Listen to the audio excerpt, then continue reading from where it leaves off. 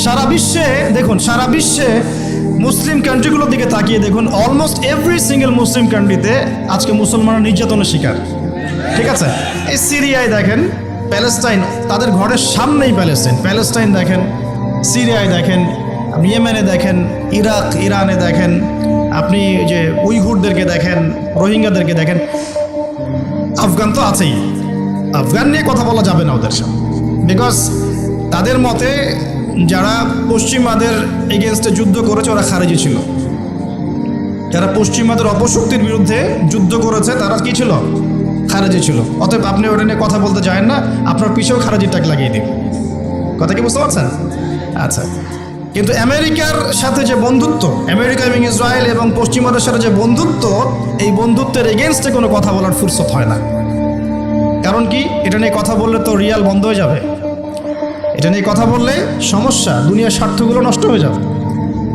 এ কারণে bigger issues, সারা ওয়ার্ল্ডে মুসলিমদের দুরবস্থা, ইকোনমিক স্যাংশন, শেষ জামানার চলমান ফিতনাগুলো, কান্ট্রিতে ইকোনমিক যে দুরবস্থা দেখা দিচ্ছে, মুসলিমদের উপর টর্চার, নির্যাতন, উম্মার বিভক্তি, এই যে বড় বড় ইস্যুসগুলো আছে, এগুলোর সময় চুপ, দেখতে পারবেন না, খুঁজে পাবেন না। যখনই দেখবেন এমন কোনো শব্দ বা ইস্যুস জোর করে বের করা যায় যেটাকে নিয়ে কথা বললে ইসলামিক একটা ফ্লোকে থামিয়ে দেওয়া যেতে পারে, তখন দেখবেন গর্ত থেকে মাথা বের করে বলছে এই যে খারেজি। সমাজদার কেলে ইশারা কাফি। আর কিচ্ছু বলতে যাচ্ছি না, শুধু মনে রাখবেন একটা কথা, যে কোরআন এবং সুন্নাহর সাথে গাদ্দারি করে পৃথিবীতে কেউ টিকে থাকতে পারলেও আল্লাহর কাছে টিকতে পারে নাই।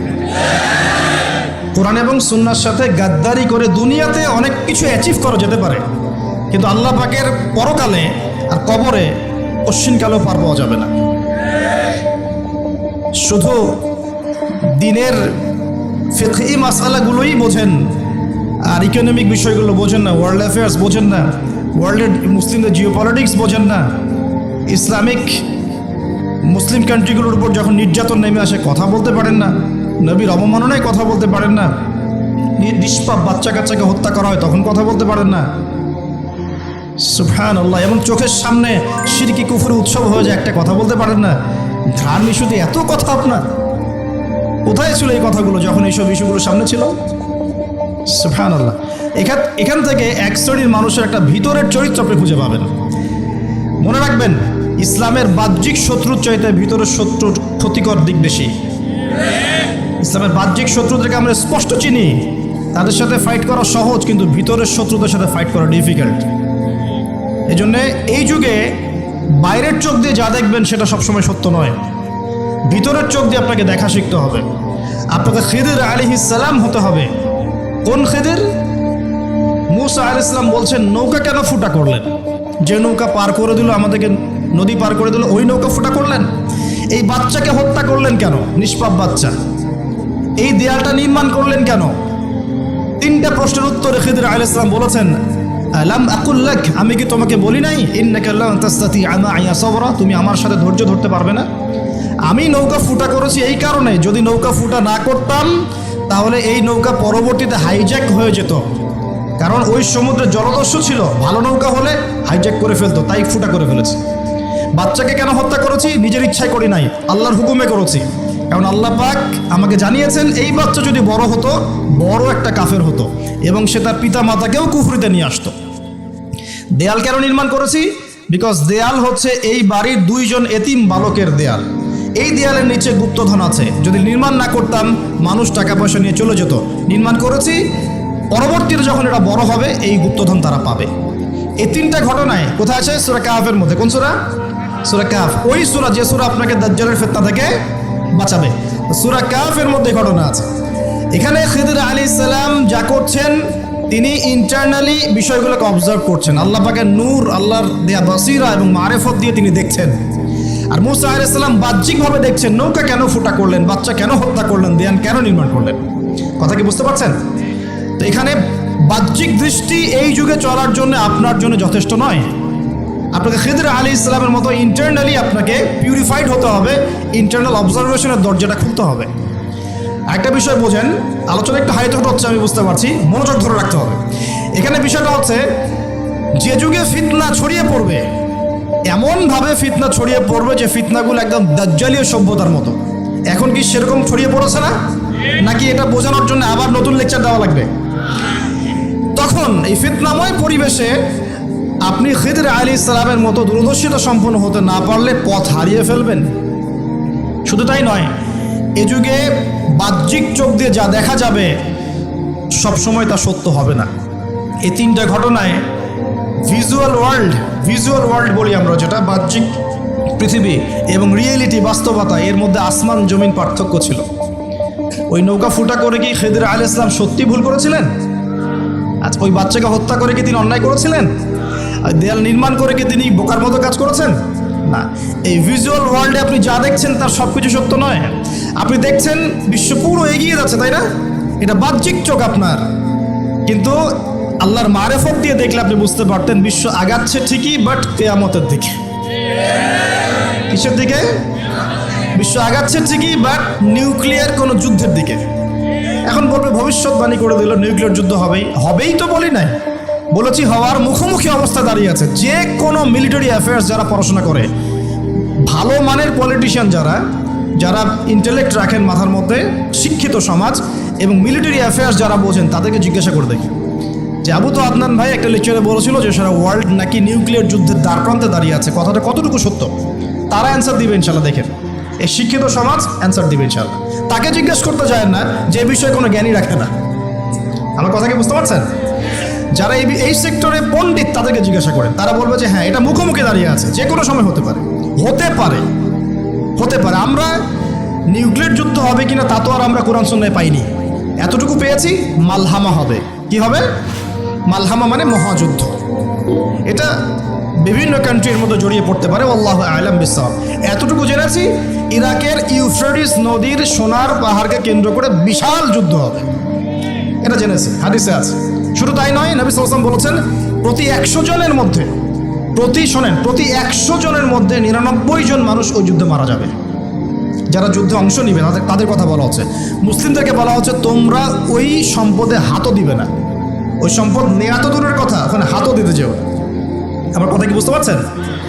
তো দেখছেন বিশ্ব এগিয়ে যাচ্ছে, কিন্তু আমরা বলছি যে একটা নিউক্লিয়ার ওয়ারের দিকে এগিয়ে যাচ্ছে। দেখছেন ইকোনমিক্যালি আমরা খুব সমৃদ্ধ হচ্ছি, সারা বিশ্ব, তাই না?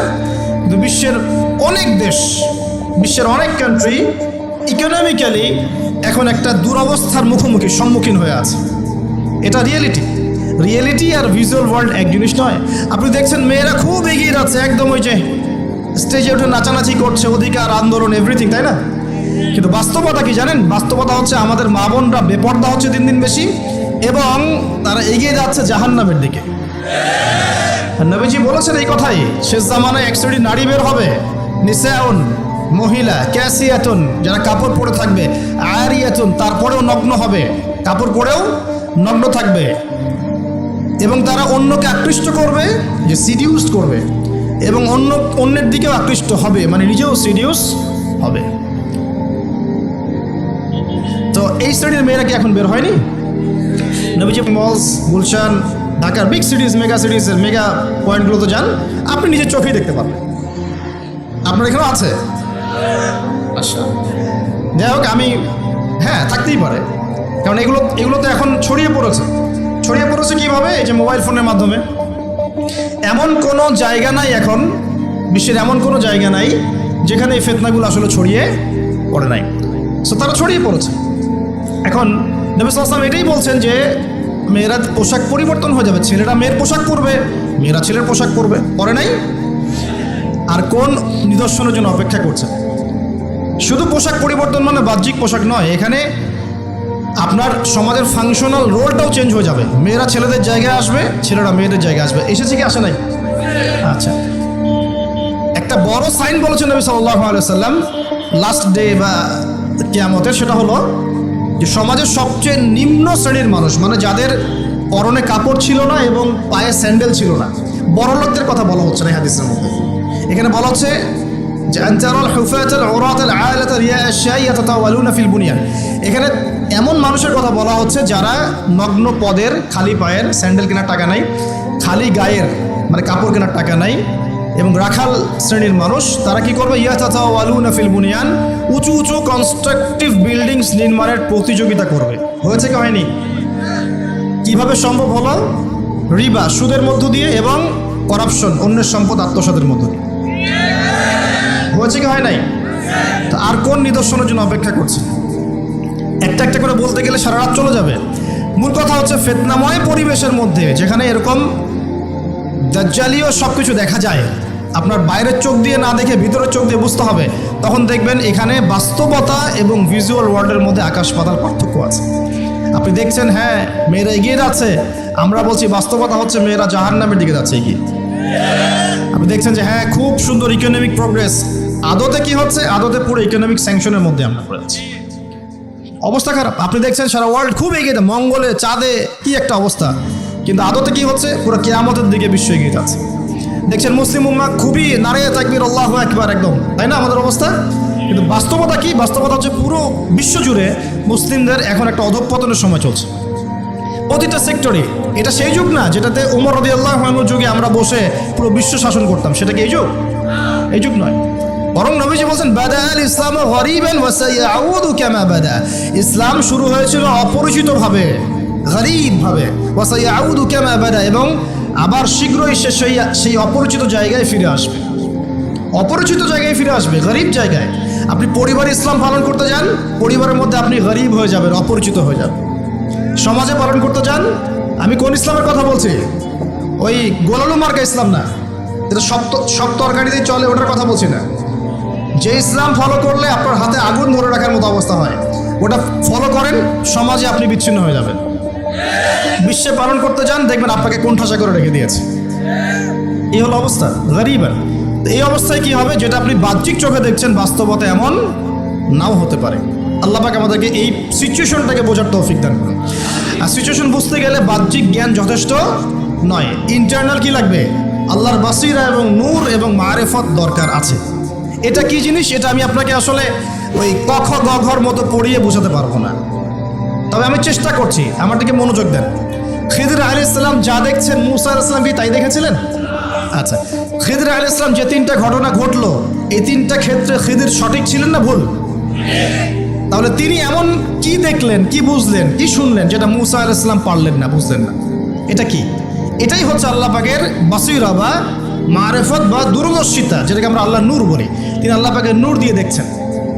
এখন আমরা বুঝলাম শেষ জামানায় টিকে থাকতে হলে আমাদেরকে এরকম দৃষ্টিভঙ্গি নিতে হবে, এতটুকু বুঝতে পেরেছি। কিন্তু এই দৃষ্টিভঙ্গি অর্জিত হবে কিভাবে, এই বিষয়টা আমরা বুঝতে পারছি না। পরিবেশটা নষ্ট করেন না। এই দৃষ্টিভঙ্গি অর্জিত হবে কিভাবে, এটা কি জানা দরকার নাই? আচ্ছা, আসুন সেদিকে কথা বলি। প্রথম কথা প্রিয় ভাইয়েরা, এই দৃষ্টিভঙ্গি অর্জন করতে হলে আগে কলব পরিষ্কার করতে হবে। কি করতে হবে? আচ্ছা, এটা কিভাবে হবে? সার্ফ এক্সেল দিয়ে ঘষবেন? আচ্ছা, কলব পরিষ্কার করার জন্য আমি কয়েকটা ফর্মুলা বলে দিই আগে। এটা সবার জন্যে। এবং বিশ্বাস করেন, এখন আমরা সমাজে যারা বসবাস করি, বেশিরভাগ আমরা মৃত কলব নিয়ে বসবাস করি, বেশিরভাগ। যদি কলব জিন্দাই হতো তাহলে হক বাতিল চিনতে পারতাম না। যদি কলব জিন্দাই থাকতো তাহলে কি দুনিয়ার এই মোহের মধ্যে ব্যস্ত থাকি? যদি কলব জিন্দা থাকতো সারাদিন, তাহলে দুনিয়ার ফিকিরে ব্যস্ত থাকতে পারি। যদি কলব জীবিতই থাকে তাহলে কাউকে দাফন করার পরে দুনিয়াবি খোশ গল্পে কেউ মত্ত হতে পারে? যদি কলব জিন্দা থাকে তাহলে কেউ মানুষকে ঠকাতে পারে, মাপে কম দিতে পারে, কেউ কি গোপনে পাপ করতে পারে, কেউ কি অন্যের সম্পদ আত্মসাৎ করতে পারে? কলব জিন্দা থাকলে কেউ সুদ খায়? কলব জিন্দা থাকলে কেউ জেনা করে? কলব জিন্দা থাকলে কেউ এরকম নোংরা কনসার্টে যেতে পারে? অতএব বুঝতে পারছি এইসব পরিস্থিতি দেখে যে আমাদের বেশিরভাগের কলব কি? মৃত, নিঃসন্দেহে মৃত, কোনো সন্দেহ নাই। নবী সাল্লাল্লাহু আলাইহি ওয়াসাল্লাম বলছেন, যখন আদম সন্তান একটা পাপ করে তখন কলবের মধ্যে একটা স্পট বা দাগ পড়ে, কালো একটা স্পট বা দাগ পড়ে। আবার যদি গুনাহ করে আবার স্পট পড়ে, আবার দাগ পড়ে, আবার গুনাহ করে আবার স্পট পড়ে। গুনার উপর গুনাহ করতে থাকে, পুরো কলবটা কালো কুচকুচে কুৎসিত হয়ে যায়, দুর্গন্ধযুক্ত। অনেস্টলি বলেন তো দেখি, অনেস্টলি বলেন যে আমাদের কলবগুলো এখন এরকম না? আমরা কন্টিনিউয়াসলি পাপ করি না? কতবার দিনে আস্তাগফিরুল্লাহ ওয়া আতুবু ইলাইহি পড়ি, কতবার? নবী সাল্লাল্লাহু আলাইহি ওয়াসাল্লাম এমন একজন ব্যক্তি যার আগের গুনাহ মাফ পরের গুনাহও মাফ। তারপরেও তিনি দিনে 100 বার বলতেন আস্তাগফিরুল্লাহ ওয়া আতুবু ইলাইহি। আমাদের তো প্রয়োজন হয় না, কারণ আমাদের তো আমাদের সবার না, অনেকের অ্যাটিটিউডটা এমন যে সে জান্নাতে অলরেডি চলে গেছে এবং তার দল তার সংগঠন অলরেডি জান্নাতে চলে গেছে। আপনার যদি লিজ লাগে আপনি আসেন আমার কাছে, ফর্ম পূরণ করেন, আপনাকে দিয়ে দেবো। এমন অ্যাটিটিউড নাই? এই অ্যাটিটিউডটা কিন্তু ইহুদিদের দর্শন। ওরা এরকম মনে করতো যে আমরা আল্লাহর সিলেক্টেড বান্দা, ইলেক্টেড বান্দা, যদি জাহান্নামে যাইও তাহলে অল্প কয়েকদিন থাকবো, তারপর বেরো চলে আসবো। হ্যাঁ, এই কথা সূরা বাকারায় আছে, পড়ে দেখেন। তো দেখুন প্রিয় ভাইয়েরা, কলব পরিষ্কারটা সবচেয়ে ইম্পর্টেন্ট জিনিস। এখন মানুষ বলতে পারে সুফিজমের আলোচনা করছি। হ্যাঁ, সুফিজমের আলোচনা করছি কিনা তা জানি না, তবে আমি আল্লাহর ইহসান নিয়ে কথা বলছি। কি নিয়ে কথা বলছি? হাদিসে জিবরিলের মধ্যে 4টা প্রশ্ন করা হয়েছে। কটা প্রশ্ন? 4টা। তার মধ্যে একটা প্রশ্ন হচ্ছে আখবিরনি আনিল ইহসান, হে মুহাম্মদ সাল্লাল্লাহু আলাইহি সাল্লাম আমাকে ইহসান সম্পর্কে বলুন। জিবরাইল আলাইহিস সালাম প্রশ্ন করছেন। কে প্রশ্ন করছেন? ইহসান কি? নবী সাল্লাল্লাহু আলাইহি ওয়াসাল্লাম বলেছেন আনতা আবুদুল্লাহ কাআন্নাকা তারাহ, তুমি এমন ভাবে আল্লাহর ইবাদত করবে যেন তুমি আল্লাহকে দেখতে পাচ্ছ। ওয়া ইল্লাম তাকুন তারাহু ফাইন্নাহু ইয়ারাক, তুমি যদি আল্লাহকে দেখতে নাও পারো জেনে রাখবে যে আল্লাহ পাক তোমাকে দেখছেন। এই ফিলিংসটা মানুষের মধ্যে থাকলে কি মানুষ পাপগুলো কন্টিনিউয়াসলি করতে পারে? যদি পাপ হয়েও যায় সেটা তওবা করে ফিরে আসবে, তাই নয় কি? আচ্ছা, এখন দেখুন কি করতে হবে। এক নাম্বার বলছি যে অন্তরটাকে পরিচ্ছন্ন করতে হবে। পরিচ্ছন্ন করার জন্য প্রথম কাজ কি? প্রথম কাজ হচ্ছে 5 ওয়াক্ত নামাজকে আঁকড়ে ধরা। কি করা? 5 ওয়াক্ত নামাজকে আঁকড়ে ধরা। যদি আপনি জামাত মিসও করে ফেলেন বাসায় পড়ে ফেলবেন, নামাজ বাদ দেওয়া যাবে না। মানে জামাত মিস করে ফেলেছি জন্য নামাজ বাদ এমন নয়। জামাত মিস হয়ে গেছে, আচ্ছা হয়ে গেছে, ঘুমিয়েছিলেন বা মনে ছিল না বা ব্যস্ত ছিলেন, কথার কথা, যখনই সময় পেয়েছেন, মনে পড়েছে, ঘুম থেকে উঠেছেন, নামাজ পড়তে হবে, একাই পড়তে হবে। বাদ দিবেন আজকে থেকে? বরং আমরা চেষ্টা করব ইনশাআল্লাহ জীবনে যে নামাজগুলো কাজা হয়ে গেছে সেগুলো যেন হিসেব করে আদায় করে দেয়া সম্ভব হয়, এটাও চেষ্টা করা উচিত। আল্লাহ পাক তৌফিক দান করুন। এক নম্বর নসিহত, নামাজ ছাড়া যাবে না। কারণ একটা হাদিস যথেষ্ট। নবী সাল্লাল্লাহু আলাইহি ওয়াসাল্লাম বলেছেন যে মান তারাকা সালাতান মুতাআম্মিদান ফাকাদ কাফারা, যে ব্যক্তি ইচ্ছাকৃতভাবে নামাজকে ছেড়ে দিল সে ব্যক্তি যেন কুফরি করলো। কি করলো? কুফরি করলো। মুআয বিন জাবাল রাদিয়াল্লাহু আনহুর হাদিসে এসেছে নবী সাল্লাল্লাহু আলাইহি ওয়াসাল্লাম বলেছেন মান তারাকা সালাতান মুতাআম্মিদান ফাকাদ বারিআত মিন জিম্মাতিল্লাহ, যে ব্যক্তি ইচ্ছাকৃতভাবে তার উপর অর্পিত ফরজ নামাজ ত্যাগ করলো সে ব্যক্তি আল্লাহ পাকের জিম্মেদারি থেকে মুক্ত হয়ে গেল, তার উপর আল্লাহর কোনো জিম্মেদারি নাই। প্রথম নসিহত, যদি অন্তর পরিচ্ছন্ন করতে চাই নামাজ। মনে থাকবে ইনশাআল্লাহ। আল্লাহ আমাকে তৌফিক দান করুন, আপনাদের সবাইকে তৌফিক দান করুন। 2 নম্বর, বেশি বেশি কোরআন তেলাওয়াত। বেশি বেশি কি? কোরআন তেলাওয়াত। কোরআন তেলাওয়াতের কোনো বিকল্প নেই। প্রত্যেক দিন কিছু কিছু আয়াত এবং সূরাগুলো অবশ্যই তেলাওয়াত করার চেষ্টা করবেন। যেমন আমি বলে দিই, মনে রাখেন, কিছু শিখেন। 1 নম্বর সূরা ফাতিহা, 2 নম্বর সূরা ফালাক, নাস, ইখলাস 3 বার করে সকাল সন্ধ্যা। সূরা ফালাক, নাস, ইখলাস, কুল হুয়াল্লাহু আহাদ, কুল আউযু বিরাব্বিল ফালাক এবং কুল আউযু বিরাব্বিন নাস 3 বার। সূরাতুল কাফিরুন ঘুমানোর আগে 1 বার। সূরা হাশরের শেষ 3 আয়াত, সূরা বাকারার শেষের 3 আয়াত, ঠিক আছে? তারপরে সূরা মুমিনুনের কিছু আয়াত, আয়াতুল কুরসি, সূরা আলে ইমরানের শেষের 10 আয়াত, সম্ভব হলে সূরা মুলক, প্রত্যেক জুমায় সূরাতুল কাহফ, অথবা আপনি চাইলে এই যে মানুষ অনেকে ঝাড়ফুঁকের সমস্যা হয় না, বদনজর লাগা, ঝাড়ফুঁক, কুফরি কালাম, সেসব ক্ষেত্রে আপনি সূরা জিনের প্রথম 10 আয়াত, সূরা সফফাতের প্রথম 10 আয়াত, সূরা ইয়াসিন, সূরা কাহফের প্রথম 10 শেষ 10 এগুলোর উপর আমল করতে পারেন। ইনশাআল্লাহ দেখবেন আপনার জীবনে বরকত আসবে। আপনি চোখ লাগা, বদনজর, এই যে হিংসুকের হিংসা, চোখ লাগা, বদনজর, কুফরি, তাবিজ, কালাম এগুলো থেকে বেঁচে থাকবেন ইনশাআল্লাহ। আল্লাহ পাক আপনার পরিবারকে আপনাকে বাঁচাবে ইনশাআল্লাহ কোরআনের বদৌলতে। এবং এগুলো যদি মুখস্থ করে ফেলতে পারেন এবং নিয়মিত মাঝে মাঝে নামাজে পড়েন, এমনি তেলাওয়াত করেন, ইনশাআল্লাহ তাআলা কোরআন আপনার জীবনে প্রোটেকশন নিয়ে আসবে, আল্লাহর রহমত বরকত নিয়ে আসবে ইনশাআল্লাহ। এবং কোরআনের মধ্যে কি আছে? শেফা, আরোগ্য আছে। ওয়া নুনাজ্জিলু মিনাল কোরআন মা হুয়া শিফাউ ওয়া রাহমাতুল লিল মুমিনিন। আল্লাহ পাক বলেন আমি কোরআন নাজিল করেছি, এর মধ্যেই মুমিনদের জন্য শিফা আছে, শিফা, আরোগ্য আছে এবং আল্লাহর রহমত, দয়া আছে। আমরা আরোগ্য চাই না? আল্লাহর দয়া চাই না? আর এই আরোগ্য শুধু দৈহিক রোগের আরোগ্য নয়, কলবের রোগের আরোগ্য। তো কোরআন তেলাওয়াতকে বাড়িয়ে দেওয়ার চেষ্টা করেন, আল্লাহ পাক তৌফিক দান করলেন। আর যদি পসিবল হয়, আল্লাহ পাক যদি আরও ফুরসত দেন, তৌফিক দেন, প্রত্যেক দিন 1 ঘন্টা করে 1 পারা কোরআন তেলাওয়াত করবেন। পারবেন ইনশাআল্লাহ? আল্লাহ আমাদের সবাইকে তৌফিক দান করুন। এরপর কি? বেশি বেশি আল্লাহর জিকির। 1 নাম্বার কি বলেছি? সালাত। 2 নাম্বার কোরআন তেলাওয়াত। 3 নাম্বার হচ্ছে আল্লাহর জিকির। বেশি বেশি আল্লাহর জিকির। আল্লাহর জিকির মানে শুধু আল্লাহ আল্লাহ এটাকে বোঝাচ্ছি না আমি। আল্লাহর জিকির মানে আপনি সবসময় ফিল করবেন, আল্লাহকে স্মরণ করবেন যে আল্লাহ পাক আপনাকে দেখছেন, আপনি আল্লাহর ইবাদত করছেন, আল্লাহ আপনাকে দেখছেন। আপনি আল্লাহকে দেখতে না পারলেও আল্লাহ আপনাকে দেখছেন, আল্লাহ আপনার কথা শুনছেন, আল্লাহ হাজির নাজির, এটা আপনি ফিল করবেন। জিকির মানে কি? স্মরণ করা। জিকির মানে কি? স্মরণ করা। আপনি সুবহানাল্লাহ পড়ছেন, আল্লাহর জিকির করছেন, আলহামদুলিল্লাহ আলহামদুলিল্লাহ পড়ছেন, আল্লাহু আকবার পড়ছেন, লা ইলাহা ইল্লাল্লাহ পড়ছেন, হ্যাঁ, লা হাওলা ওয়ালা কুওয়াতা ইল্লা বিল্লাহ পড়ছেন, এগুলোতে আপনি আল্লাহর জিকির করছেন, আলহামদুলিল্লাহ। এখন ব্যবসা করতে গিয়েছেন, এই যে মাপের দাড়িপাল্লা উঠালেন, এই যে মাপে কম দিচ্ছেন, এখন কি আল্লাহ আপনাকে দেখছেন না? এই যে আপনি আল্লাহকে স্মরণ করছেন যে আল্লাহ আমাকে দেখছেন, মাপে কমটা দেওয়া যাবে না, যদিও কাস্টমার বুঝতে পারছে না। এই যে আপনি আল্লাহকে স্মরণ করলেন, এটাই আল্লাহর জিকির। এটা কি? আল্লাহর জিকির। আপনি ওই যে স্কুলে গিয়েছেন বা কলেজে গিয়েছেন, এখন মাশাআল্লাহ আপনার তো বান্ধবীর অভাব নাই, কয়েকজন বান্ধবী আপনাকে ফোর্স করছে, চল ওখানে গিয়ে কফি খাই, এই করি সেই করি, আজকে ঘুরে আসি রমনা পার্ক নাকি। তো এখন আপনি আল্লাহকে স্মরণ করছেন যে আমি আল্লাহকে দেখতে না পারলেও আল্লাহ তো আমাকে দেখছেন, না আমি তোমাদের সাথে যেতে পারবো না, এটা আমার জন্য জায়েজ নাই। এই যে আপনি আল্লাহকে স্মরণ করলেন, এটার নাম কি? আল্লাহর জিকির। সমাজের দায়িত্ব পেয়েছেন, আলহামদুলিল্লাহ, দায়িত্ব পাওয়া খারাপ কিছু নয়, এটাকে সঠিকভাবে পালন করাটাই চ্যালেঞ্জ। দায়িত্ব পাওয়া খারাপ কিছু নয়, দায়িত্বটাকে সঠিকভাবে পালন করাটা চ্যালেঞ্জ।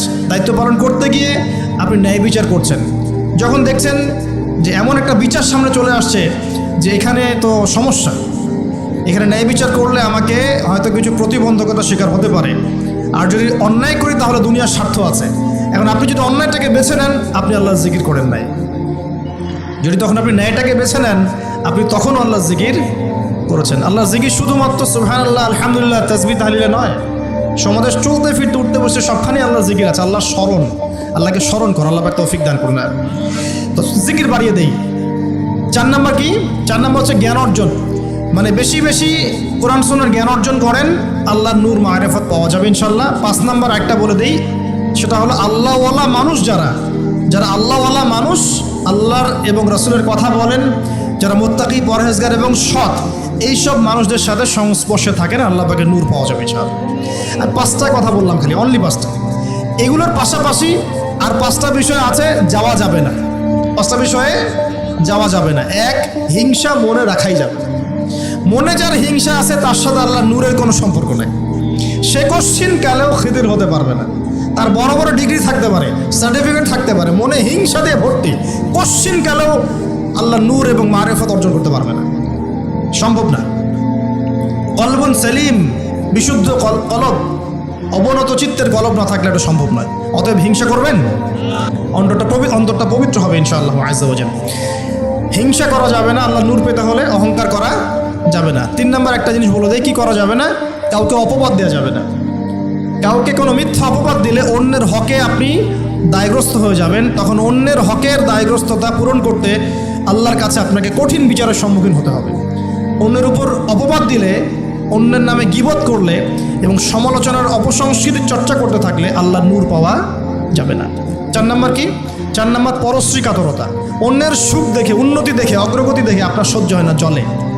ঠিক আছে? এইরকম মিন মাইন্ডেড, মানে ছোট লোকের মনোভাব থাকলে কোশ্চিন কালেও আল্লাহ নূর কলবে আসবে না। আর 5 নাম্বারটা হচ্ছে মানুষের প্রতি দয়ালু হতে হবে। কি হতে হবে? দয়ালু। দয়ালু মানে কি? যে সবাইকে আগে নিজের ভাই মনে করতে হবে। একজন ব্যক্তি পলিটিশিয়ান হোক, মিলিটারি সেক্টরে থাকুক, পুলিশ হোক, বিজিবি হোক, আনসার হোক, সাধারণ মানুষ হোক, যুবক যুবতী, কিশোর কিশোরী যেই হোক, এদেশের সবাই আমার আপন ভাইয়ের মতো, সবাই আমাদের ভাই, সবাই মুসলিম ভাই। হ্যাঁ, ওদের মধ্যে মাযহাবি পার্থক্য থাকতে পারে, তরিকার পার্থক্য থাকতে পারে, পলিটিক্যালি পার্থক্য থাকতে পারে, মতাদর্শের পার্থক্য কি থাকতে পারে না? থাকতে পারে। সবার মত কি একরকম হতেই হবে? কিন্তু তারা সবাই আমার মুসলিম ভাই। যতক্ষণ পর্যন্ত না তারা প্রকাশ্য কোনো কুফরির ঘোষণা দিয়েছে, ততক্ষণ পর্যন্ত কি সবাই মুসলিম ভাই। আগে সবাইকে ভাই মনে করে জনদরদিত হতে হবে আগে। সবার ভালোটা বুঝতে গেলে আগে জনদরদি তো হতে হবে, রহম দিলওয়ালা হতে হবে। আপনি হকের উপর থাকবেন, ন্যায়টা ন্যায় হবে, অন্যায় অন্যায়। ন্যায় যদি আমার দুশ্মনও করে সেটাও ন্যায়, আর অন্যায় যদি আমার বাড়ির লোক করে সেটাও অন্যায়। একটা সৎ অন্তর লাগবে তো। এই রহম দিলওয়ালা না হতে পারলে খিদির হওয়া যাবে না। কারণ আল্লাহ পাক খিদির সম্পর্কে বলেছেন যে আমি খিদির আলাইহিস সালামকে আমার পক্ষ থেকে রহমত দিয়েছিলাম, দয়া দিয়েছিলাম। সুবহানাল্লাহ। ওয়াল্লামনাহু মিন লাদুন্না ইলমা, এবং আমি আল্লাহ খিদিরকে আমার পক্ষ থেকে জ্ঞান শিক্ষা দিয়েছিলাম। তো এই কয়েকটা বিষয় করা যাবে, আর কিছু কিছু বিষয় করা যাবে না। এগুলো যদি মেনে চলতে পারি ইনশাআল্লাহ আমাদের কলবের মধ্যে আল্লাহর পক্ষ থেকে আল্লাহর নূর আসবে ইনশাআল্লাহ। সেটা হলো কোরআন একটা সূরা আছে, সূরার নামই হচ্ছে সূরা নূর। কি নাম? এই সূরার উপর যদি আপনি আমি আমল করতে পারি ইনশাআল্লাহ তাআলা আল্লাহর নূর এবং মারিফত পাওয়া যাবে। কেন পেতে হবে এগুলো? কারণ এগুলো পেলে আমরা সেটা দেখবো যা সবাই দেখতে পারবে না, আমরা সেটা শুনবো সবাই সেটা শুনবে না, আপনি সেটা উপলব্ধি করবেন সবাই সেটা উপলব্ধি করতে পারবে না। বাহ্যিকভাবে সবাই একটা কিছু বুঝবে, কিন্তু আপনি রিয়েলিটি বুঝতে পারবেন যে আসলে বাস্তবটা কী হচ্ছে।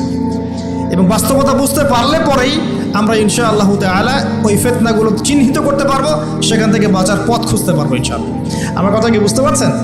আচ্ছা, এবার শেষ করার আগে একটু গুটিয়ে নেই। এর পাশাপাশি আপনি দুইটা সূরা পড়বেন, সূরা কাহফ এবং সূরা বনী ইসরাইল। এই সূরা কাহফ, বনী ইসরাইল একসাথে রিলেটেড। এখন যদি নূর অর্জন হয়ে যায়, আল্লাহর মারিফত অর্জন হয়, যেগুলোর জন্য শর্তগুলো বললাম, যে আপনাকে সলাতের পাবন্দি করতে হবে, পাশাপাশি নফল এবং সুন্নতের মধ্যে আপনাকে অভ্যস্ত হতে হবে, তাহাজ্জুদ গোজার হওয়ার চেষ্টা করতে হবে, দান সদকা বাড়াবেন, এতিমের ভরণ পোষণের দায়িত্ব নেন, বিধবার খোঁজখবর নেন, সমাজ কল্যাণমূলক কাজ করেন, পাশাপাশি হালাল খান, পারিবারিক আদর্শ ঠিক করেন, আমর বিল মারুফ নাহি আনিল মুনকারের কাজ করেন, জ্ঞান অর্জন করেন, আল্লাহওয়ালা মানুষের কাছে গিয়ে পড়ে থাকেন, সোহবতে থাকেন। আর কি বলেছি? কোরআন তেলাওয়াত বাড়িয়ে দেন, জিকির আজকার বাড়িয়ে দেন, এবং জীবনের সকল ক্ষেত্রে আল্লাহর বিধান মেনে চলার চেষ্টা করেন। ইনশাআল্লাহ তাআলা আপনি আল্লাহর নূর পাবেন এই কাজগুলো করলে। আর কি কিছু কাজ করা যাবে না, যেমন একটা হচ্ছে হিংসা, অহংকার, পরশ্রী কাতরতা, অন্যকে অপবাদ দেওয়া, আর গীবত, তোহমদের সমালোচনা সংস্কৃতি। এগুলো বয়কট করতে পারলে আল্লাহর নূর আসবে ইনশাআল্লাহ। আর কি? সূরা কাহফ পড়বেন, সূরা বনী ইসরাইল পড়বেন, সূরা নূরের উপর আমল করবেন। এই সূরা নূরের উপর আমল করতে গিয়ে একটা বড় কথা বলে দেই, সেটা হলো এই সূরার প্রথম দিকেই আছে জেনা থেকে দূরে থাকার কথা। সব আমলগুলো ঠিকঠাক করার পরেও আমরা নূর পাবো না যদি আমরা হারাম জেনায় লিপ্ত থাকি। আমি বোঝাতে পারছি? সব কিছু আপনি মেনে চললেন, আজকের লেকচারে সব মেনে চলেছেন, কিন্তু জেনার পাপে লিপ্ত আছেন, গোপন অ্যাফেয়ার্সে আছেন, পরকীয়া আছেন, আপনি কিন্তু নূর পাবেন না।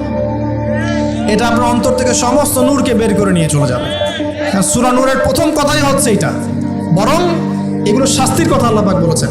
সর্বশেষ কথা হলো প্রিয় ভাইয়েরা, বর্তমান সিচুয়েশনটাকে রিড করতে হলে নূর লাগবেই, আল্লাহর মারিফত লাগবেই। এই মারিফত অর্জন করার পথ পদ্ধতিগুলো আল্লাহ পাক আমাদের সবাইকে মেনে চলার তৌফিক দান করুন, আমিন। আমরা জানি এখনকার বিশ্বে, একটু সময় দেন 2 মিনিট, এখনকার বিশ্বের মুসলিমদের অবস্থা হয়তো ভালো নয়, কিন্তু ইনশাআল্লাহ তাআলা অতি শীঘ্রই আল্লাহ রাব্বুল আলামিন এই উম্মতের অবস্থাকে উন্নতির দিকে নিয়ে যাবেন ইনশাআল্লাহ আযজা ওয়া জাল্লা। মুসলিমদের মধ্যে ঐক্য হবে ইনশাআল্লাহ, এবং আমরা এমন একটা প্রজন্ম পাবো ইনশাআল্লাহ যার হাতে আল্লাহ পাক ইসলামের পতাকা তুলে দিবেন ইনশাআল্লাহ। হয়তোবা দাজ্জাল অচিরেই আত্মপ্রকাশ করবে, এবং তার অনুসারী এই যে জিউস এবং জায়নিস্টরা, এরা হয়তো সারা ওয়ার্ল্ডকে শাসন করবে ঠিকই, বেশিরভাগ মানুষ বিভ্রান্ত হবে ঠিকই, কিন্তু অতি শীঘ্রই আল্লাহ রাব্বুল আলামিন ইমামুল মাহদিকে আনবেন, তারপরে ঈসা ইবনে মারিয়ামকে নামাবেন, এবং তাদের হাতে আল্লাহ রাব্বুল আলামিন এই প্যালেস্টাইন মুক্ত করে এই জেরুজালেম থেকে বিশ্ব শান্তি প্রতিষ্ঠা করবেন ইনশাআল্লাহ। এটা কিন্তু পুরো ফিক্স, কোরআন এবং সুন্নাহর মধ্যে একেবারে অকাট্য একটা ভবিষ্যৎবাণী, কেউ পাল্টাতে পারবে না। এখন এই সময়টা আসছে, আমাদের কাজ কিন্তু শুধু ফেসবুকে পড়ে থাকা নয়, একে অপরের পিছনে গীবত তোহমতে পড়ে থাকা নয়, এবং ছোটোখাটো বিষয় নিয়ে সময় নষ্ট করা নয়। আমাদের কাজগুলো পড়াশোনা করা, পারিবারিক আদর্শ ঠিক করা, সৎ কাজের আদেশ করা, অসৎ কাজে নিষেধ করা, আল্লাহ নূর অর্জন করা, আল্লাহওয়ালা মানুষের কাছে থাকা, এবং উম্মাহকে বিভক্ত করতে যায় না, ঐক্যবদ্ধ করার চেষ্টা করেন। আমাদের উপরে যারা আছে যে কোনো সেক্টরে, তাদের সাথে শত্রুতা পোষণ করার প্রয়োজন নেই, বরং দোয়া করতে শেখেন এবং তাদের ভুলভ্রান্তিগুলোকে গঠনমূলকভাবে ধরিয়ে দেন। আরও বলবো যে তাদেরকে উত্তম নসিহত করেন, এবং আল্লাহর কাছে বেশি বেশি দোয়া করেন আল্লাহ রাব্বুল আলামিন যেন আমাদের উপরে এমন কিছু মানুষকে এনে দেন যাদের মধ্য দিয়ে ইসলামের খেদমত হবে ইনশাআল্লাহ, ইসলাম এগিয়ে যাবে ইনশাআল্লাহ তাআলা। আল্লাহ পাক আমাদের সবাইকে পবিত্র কোরআন এবং হাদিস অনুযায়ী জীবনযাপন করার তৌফিক দান করুন এবং আমাদের সবাইকে আল্লাহ পাকের নূর ও মারিফত অর্জন করার তৌফিক দান করুন। আমাদের কলবের যত ত্রুটিগুলো আছে আল্লাহ পাক সেগুলোকে দূর করে দিন। আল্লাহ পাক আমাদের পরিবারের আদর্শগুলো সুন্দর করে দিন। আমাদের মা বোনদেরকে খাস পর্দায় থাকার তৌফিক দান করুন। আমরা দোয়া করবো যে আল্লাহ রাব্বুল আলামিন আমাদের সন্ততি যারা আছে তাদেরকে মুসলিমের মতো মুসলিম রূপে মানুষ করার তৌফিক দান করুন। এখন তো হিংসার যুগ, এখন তো ওই যে বললাম না, ছেলে মেয়ে হয়ে যাচ্ছে, মেয়ে ছেলে হয়ে যাচ্ছে। এখন মেয়েরা কিন্তু খুব একটা ঝগড়া করে না, মেয়েদের কথাবার্তাগুলো এখন ছেলেদের মতো। বাইরে বের হয় রিক্সা ডাক দেবে, এই রিক্সা এদিকে আসো, এই সিএনজি এদিকে আসো, ওর গলার ভয়েসটা ছেলেদের মতো। আর ছেলেরা কি করে দেখবেন, যে কোনো একটা ইস্যু পাক বা না পাক অনলাইনে ফেসবুকে বসে আহলুল কমেন্ট এখানে দেখবেন সারাদিন ঝগড়া করছে, ঝগড়া করে করে করে লাস্টে বলবে যে আমিন না লিখে কেউ যাবেন না। এই হলো অবস্থা। দেখবেন ঝগড়াটা একটা স্বভাব ছেলেদের মধ্যে আসছে। ছেলেটা ঝগড়া করবে কেন? ছেলেরা মারামারি করে সরাসরি নাকি? ছেলেরা কি ঝগড়া করে নাকি? দীর্ঘদিনের ইতিহাস পড়ে দেখেন না আপনি, পুরো ওয়ার্ল্ডের হিস্ট্রি ঘেটে দেখেন, দেখবেন ছেলেদের গায়ের ব্যক্তিত্ব ছিল না। যুদ্ধ বিগ্রহ করবে ছেলেরা, বক্সিং খেলবে ছেলেরা, জিম করবে ছেলেরা, মার্শাল আর্ট শিখবে ছেলেরা এগুলো করবে। ছেলেরা চুলকি ঝগড়া করে নাকি? চুলাচুলি করে নাকি ছেলেরা? এখন দেখবেন ফেসবুকে ঢুকলেই ছেলেরা কিন্তু মেয়েলি ঝগড়া করে। দেখছেন, খেয়াল করছেন? দেখেন সাইকোলজিক্যাল পরিবর্তন হয়েছে। ছেলেরা মেয়ে হয়ে যাচ্ছে, মেয়েদের মধ্যে সাইকোলজিক্যালি ছেলেদের প্রভাব বিস্তার হচ্ছে। অতএব হিংসায় যায় না, এটা হিংসার যুগ। হাবিল হন, কাবিল হয়েন না।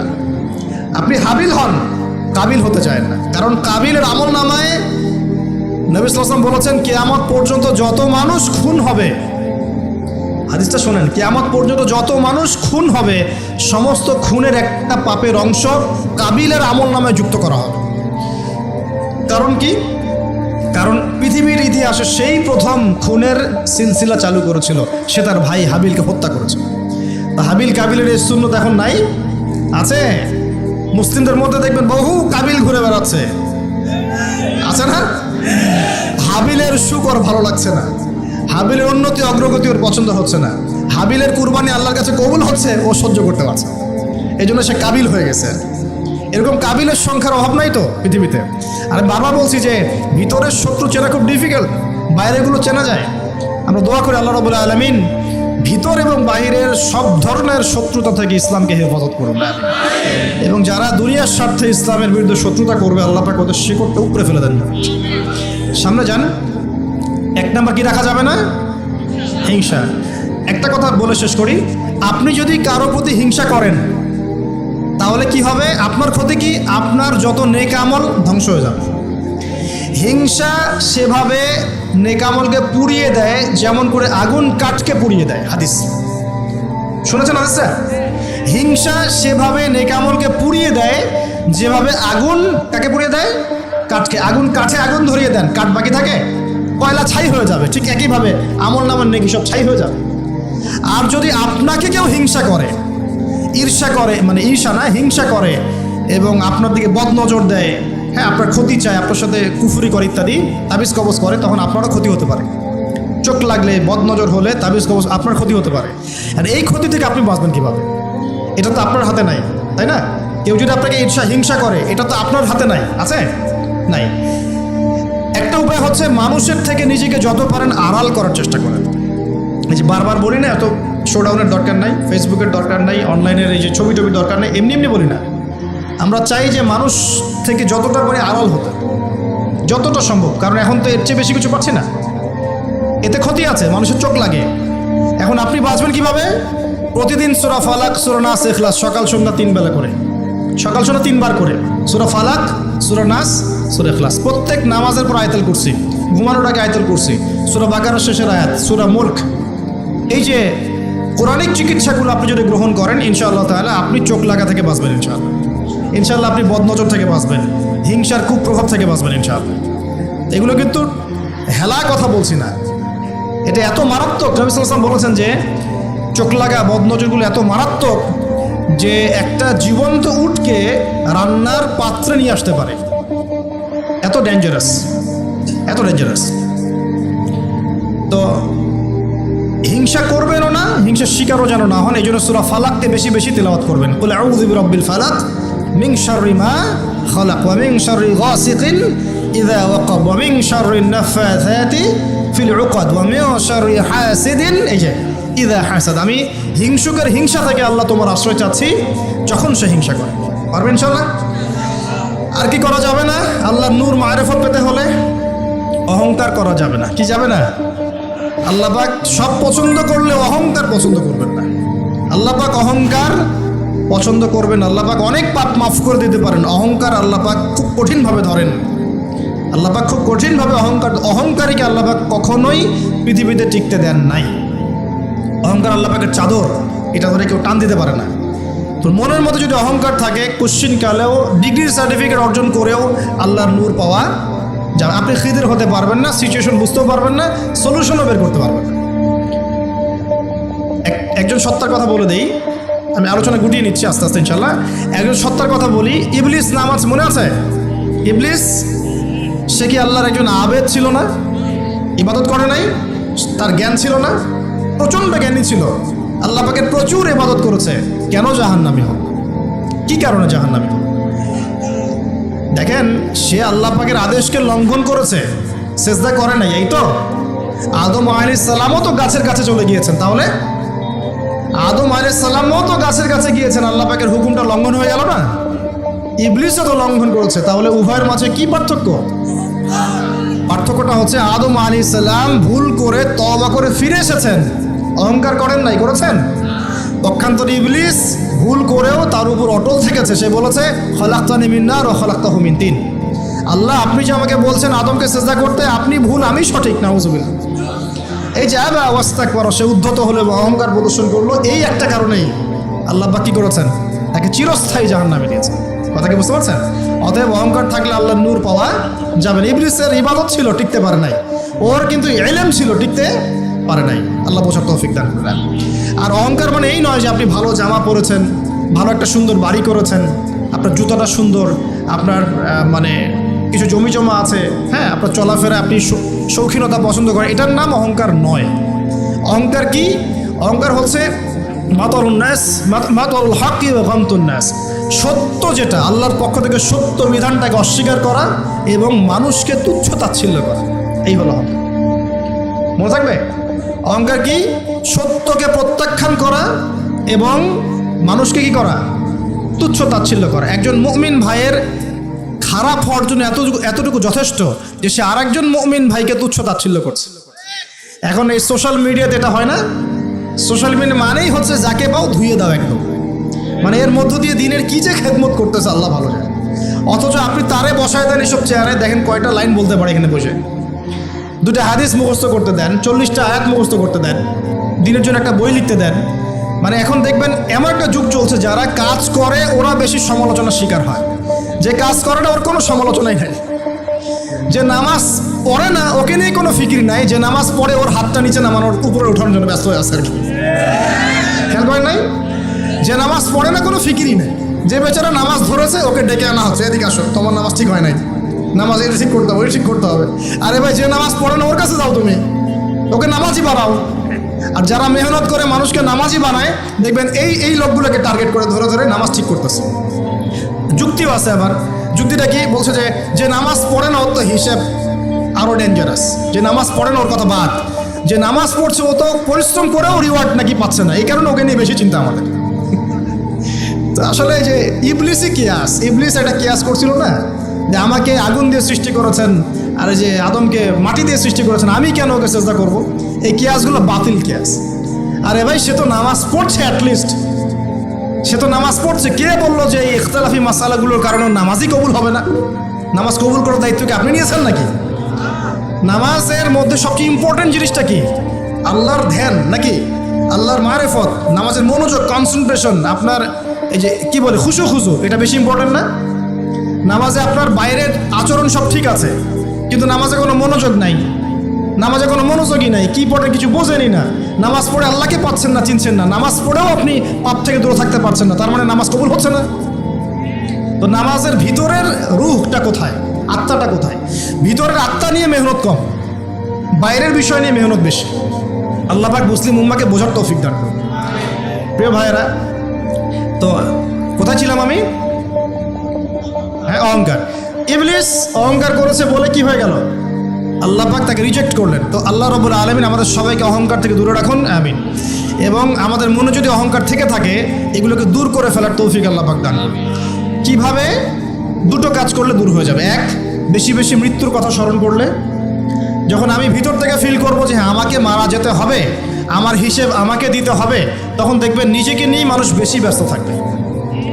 আর যখন মানুষ নিজে অহংকারী হয়ে যায়, মনে করেন আমি তো পার পেয়ে গেছি, তখন মানুষ অন্যের দিকে বেশি তেল দেওয়া শুরু করে, অন্যের চরকায় বেশি তেল দেওয়া শুরু। আগে না বাবা, নিজের চরকা আগে তেল দাও। তুমি নিজের আমলের কি অবস্থা, আকীদার কি অবস্থা, আল্লাহকে পেলাম কিনা, কোরআন পড়তে জানি কিনা, হাদিস কতটুকু মুখস্থ করলাম, কতটুকু দাওয়াতের কাজ করলাম, দিনের জন্য কি করলাম, এই ফিকির আগে করো তুমি, তারপরে না মানুষের দিকে চোখ দাও।